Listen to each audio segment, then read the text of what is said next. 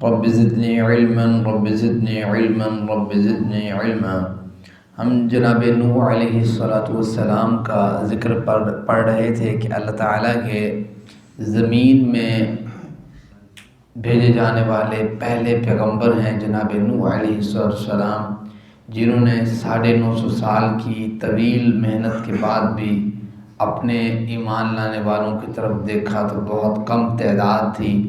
اللہ تعالیٰ نے پھر جناب نوح علیہ السلام کی قوم پہ عذاب نازل کیا، اور وہ عذاب تھا کہ اللہ تعالیٰ نے پانی کا عذاب نازل کیا، جس سے اللہ تعالیٰ نے تمام کو غرق کر دیا۔ جناب نوح اور ان کے پاس ایمان لانے والے لوگ جو تھے وہ کشتی پہ سوار تھے۔ وہ ایک لمبا طویل واقعہ کہ اللہ تعالیٰ نے ان کو وہاں سے بچایا۔ اللہ تعالیٰ یہی فرما رہے ہیں، اسی واقعے کو پورا کرتے ہیں۔ آیت نمبر 73 ہے سورۃ یونس کی۔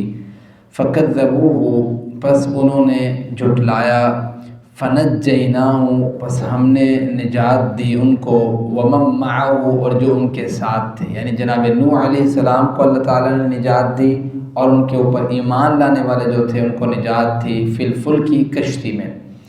وَجَعَلْنَاهُمْ، اور ہم نے بنا دیا ان کو خلائف، خلیفہ، جانشین۔ وَأَغْرَقْنَا، اور ہم نے غرق کر دیا الَّذِينَ، ان لوگوں کو كَذَّبُوا بِآيَاتِنَا، جنہوں نے ہماری آیات کو جھٹلایا۔ فَانظُرْ كَيْفَ كَانَ عَاقِبَةُ الْمُنذَرِينَ، دیکھیے کیسا انجام ہوا ہماری آیات کو جھٹلانے والوں کا۔ ثُمَّ بَعَثْنَا، اللہ تعالیٰ فرماتے ہیں کہ جناب نوح کا واقعہ شارٹ فارم میں اللہ تعالیٰ نے پورا کیا، اور آگے فرمایا ثُمَّ بَعَثْنَا، پھر ہم نے بھیجا من بعدہ، ان کے بعد، رسول بھیجے بہت سے، الی قومہم، ان کی قوموں کی طرف، الی قومہم، ان کی قوموں کی طرف۔ یہاں سے اشارہ یہ ہے کہ جو بھی رسول کی بات کی جا رہی ہے کہ ہم نے بھیجے ان کے بعد، خاص طور پہ جناب موسیٰ ہیں، جناب ہارون ہیں، ٹھیک ہے، جناب سلیمان ہیں، جناب داؤد ہیں، بڑے بڑے پیغمبر۔ تو اللہ تعالیٰ نے الی قومہم، ان کی قوم کی طرف بھیجا، یعنی وہ جو ایک مقام تھا جو اللہ تعالیٰ نے آخری پیغمبر کو عطا کیا تھا، وما ارسلناک الا کافۃ للناس، کہ سب لوگوں کے لیے پیغمبر، تو یہ مقام اللہ تعالیٰ نے باقی انبیاء کو عطا نہیں کیا۔ بعض اوقات ذہن میں یہ آتا ہے کہ جناب نوح چونکہ پہلے پیغمبر تھے، ٹھیک ہے، دنیا میں جو مبعوث کیے گئے تھے، تو یہ بات سمجھ نہیں آتی کہ جناب نوح اگر پہلے پیغمبر تھے تو پھر وہ اپنی قوم کی طرف بھیجے گئے یا جتنے بھی لوگ موجود تھے سب کی طرف بھیجے گئے؟ تو اس کے بارے میں علماء کرام جو ہیں وہ یہی کہتے ہیں کہ وہ اپنی قوم کی ہی طرف بھیجے گئے ہوں گے۔ اس کی وجہ یہ ہے کہ اللہ تعالیٰ نے یہ مقام کسی کو عطا نہیں کیا کہ کافۃ للناس، سارے لوگوں کے لیے۔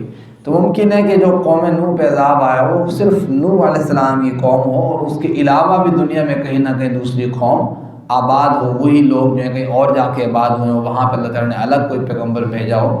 جیسے ایک ہی وقت میں لوط علیہ السلام کی قوم پہ عذاب آیا ہوا تھا، دوسری طرف جو ہے نا جناب ابراہیم علیہ السلام کی قوم مکمل آباد تھی، اس طریقے سے۔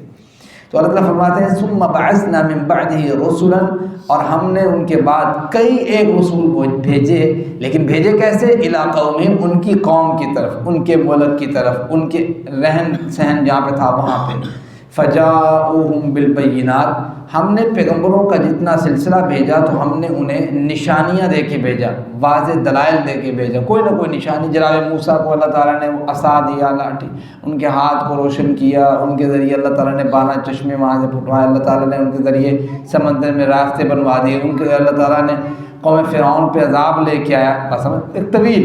اس لیے کہ جناب عیسیٰ کے معجزات ہیں جو کوٹ ہوئے قرآن کریم میں، اللہ کے وسلم کے معجزات ہیں، اس پہ کتابیں موجود ہیں، معجزات اللہ کے رسول کے کثرت کے ساتھ، تھوڑے بھی نہیں ہیں۔ تو قرآن کریم سب سے عظیم معجزہ، اس کے بعد چھوٹے چھوٹے بہت سے معجزے کہ اللہ تعالیٰ نے کھانے میں ایسی برکت نازل کی، اللہ تعالیٰ نے 2 انگلیوں سے جو ہے نا وہ پانی کو نکال دیا، اس طریقے سے بہت سی چیزیں ہیں، پتھر جو ہے نا وہ کلمہ پڑھنے لگے یا اس ٹائپ سے، تو کافی اللہ کے رسول کے معجزات موجود ہیں۔ تو فرمایا کذالک، اسی طریقے سے، لیکن معجزات دکھانے کے بعد بھی فما کانوا لیؤمنوا، وہ ایمان نہ لے کے آئے۔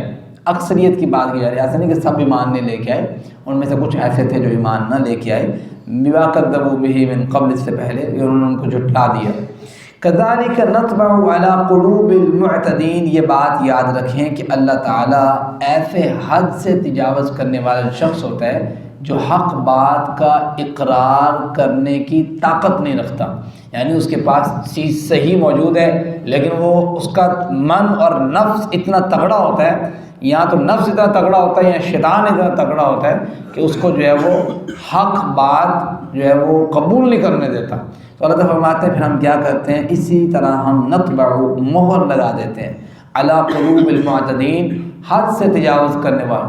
جب انسان مہر لگانا مطلب پہلے تو یہ ہوتا ہے نا کہ مہر تب لگتی ہے جب ریپیٹڈ کام ہو جاتے ہیں۔ دیکھیں ایک بندہ ایک غلطی کرتا ہے تو وہ اس کو اس غلطی کی سزا فوراً نہ ملے تو وہ اسی طرح کی غلطی پھر کرتا ایک وقت آتا ہے تو یہ مہر وہ دل والی مہر مراد ہے، باہر سے کوئی ٹھپا مراد نہیں ہے۔ تو اللہ تعالیٰ اس کے دل کو ایسا معاف کرتا ہے، ایسا بند کرتا ہے کہ اب اس کے اندر تو بالکل وہ چیز پیدا ہی نہیں ہوتی کہ غلطی غلطی ہے، گناہ گناہ ہے، غلط غلط ہے، برائی برائی ہے، تو وہ چیز ختم ہے۔ یہ چیز کا ختم ہونا گویا دل پہ مہر لگنا ہے، ٹھیک ہے۔ وہ آپ نے حدیث مبارکہ سنی ہوگی کہ انسان ایک گناہ کرتا ہے، ایک ڈاٹ لگتا ہے، دوسرا گناہ کرتا ہے، دوسرا نقطہ لگتا ہے، تیسرا گناہ کرتا ہے، تیسرا لگتا پورا دل سیاہ ہو جاتا ہے، پھر صم بکم عمی فہم لا یرجعون والا کام ہوتا ہے۔ اللہ تعالیٰ ایسی حالت سے بچائے۔ وما علینا الا البلاغ۔